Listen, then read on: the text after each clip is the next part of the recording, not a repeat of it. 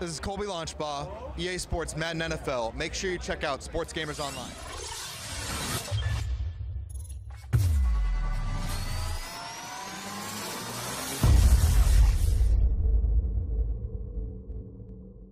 Welcome back, sports gamers. It's The Natural, and I have some tips and strategies for Madden fantasy drafting and connected franchise mode. Now, there are other videos out there that show you how to draft versus the CPU, which is an entirely different beast. Drafting in a full CFM versus other users brings an entirely new set of challenges and requires a different strategy. So here are a few tips and strategies for you guys for Madden NFL Fantasy Draft. Make sure you check out the roster. Know what roster you're using beforehand. Over the course of a season, Madden ratings can go up or down or even experience position changes. So be sure to check out the roster prior to the draft and verify the ratings and positions for any of your targeted players. Have a strategy. Whether it's what you value by position, quarterback, cornerback, tight end, middle linebacker, or specific types of players you target for your style of play, run heavy, zone coverage, etc. Make a strategy and try to stick with it. This is a chance for you to build a team exactly how you want it. If you don't choose solely based on overall and miss out on players that fit your scheme the best, so really try to stick to your strategy as much as possible. Draft selection position. Your position in the draft makes a huge difference in the type of strategy you develop. For instance, if you're selecting the top 10, taking a quarterback with your first pick may much be a better option than if you're selecting last at 32. So get to know your draft position as soon as possible before figuring out your final draft strategy.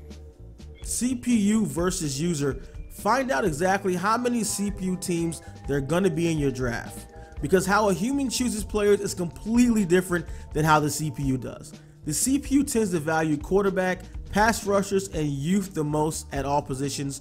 Users are completely different, and each will have their own individual strategies, which will change your strategy in kind. Pay attention. Watch the picks. Pay attention to what others are picking.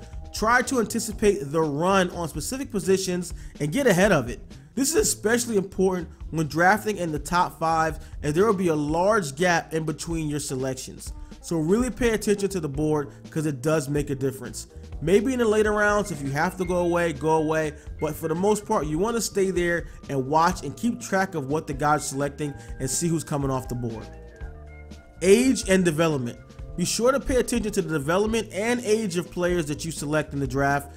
You can find development of each player and description in the link below. In the description I'll put there, it'll show you all the developments from superstar all the way down to slow development, so that's very important. Age matters even more if this is a CFM that you plan to play multiple seasons in, so those are two things to make sure you're aware of when making your choices. Be ready for your pick. Don't rush and scramble when it comes to your pick. A few picks ahead, start planning out between 2 to 4 guys you will take when it's your turn to pick. This will avoid mistakes and reaches. If there are 3 teams ahead of your pick, choose the top 4 players you want to take, so it's impossible for at least one of your players not to be there when it gets to your selection. Have a backup plan. If your strategy is to take a quarterback, cornerback, running back with your first pick, but all of the elite players at position are gone, make sure you have a backup plan. Don't reach for an 80 overall quarterback with your first selection just because that's what your initial plan says. You have to be fluid. That's why it's very important to watch the board. Be fluid in your plan. You want to stick to the main scheme of what you want to do, but don't be so rigid in it that you wind up reaching and making mistakes. Sleepers. Getting quality starters in the late rounds is key to winning your Madden NFL Fantasy Draft. Be sure to check out our Madden NFL Sleeper Series. I did put a link in the description below, so you can check that out. We break down the top 10 sleepers for every position, so that will definitely come in handy for fantasy draft as well. And here are a few draft strategies that I've used in different drafts, and you guys can have your own strategy, but these are just general ideas and strategies that I like to use when drafting. The blue ocean strategy. Personally, I like to follow a blue ocean strategy when drafting. The blue ocean strategy is searching for ways to gain uncontested market space when engaging in traditional competition. I apply this strategy to fantasy drafting by watching for what position others are focusing on and going in the opposite direction. If teams are going heavily on corner, they may be top players left at safety. If many are taking wide receivers, there may be top-rated offensive linemen still on the board. The point is to go where others are not.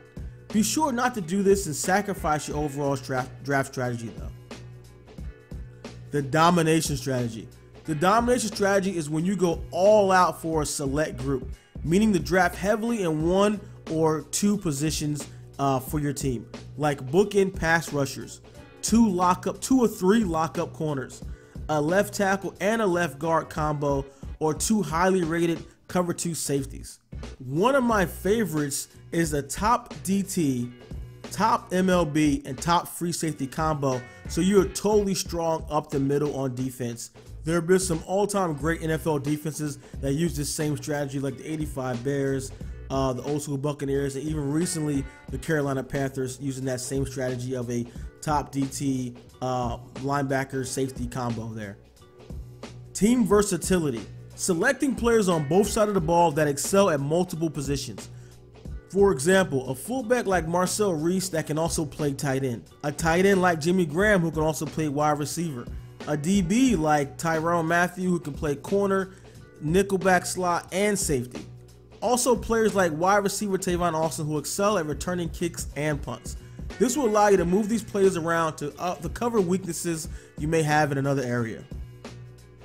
The win now strategy. Just win, baby.